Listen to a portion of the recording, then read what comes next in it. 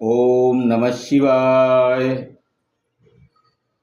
पविचार्य चिरं ज्ञानं मोक्तोऽहमिति मन्यते। किमसौ मननादेव मुक्तो भवति तत्क्षणात्।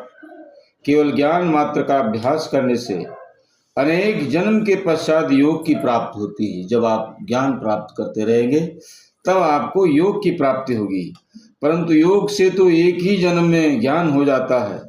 इसलिए योग को छोड़कर मोक्ष देने वाला और कोई मार्ग नहीं है।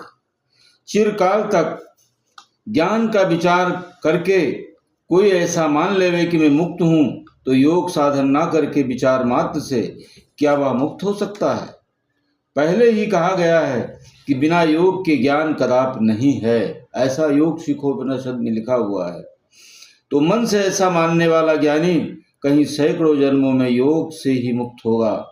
योग साधन न करके शास्त्र पढ़कर अथवा अपनी कल्पना से ज्ञान मान लेने से तो जन्म और मरण होते ही रहेंगे, परंतु योग साधन से तो इसी जन्म में ज्ञान हो जाएगा, क्योंकि योग से बार बार जन्म मरण नहीं होता। तो योग और प्राणायाम, इड़ा पिंगला नाड़िका, सूर्य और चंद्रमा का वेधन, रेचक और कुंभक, ये करते रहने से हमारे रोग भी नष्ट होते हैं और पाप ताप भी नष्ट होते हैं और कुंडलिनी भी जागृत होती है और फिर अपने आप ध्यान लगने लगता है। इसलिए हर मनुष्य को योग करना चाहिए, योग से मुक्त होता है। श्री कृष्ण भगवान ने यही गीता में कहा है, हे मनुष्यों, ये मन ही मनुष्याणाम कारणम बंध मोक्षयो। कैसे होगा? अभ्यास। अभ्यास कौन है? यही योग अभ्यास है। योग प्राणायाम ध्यान।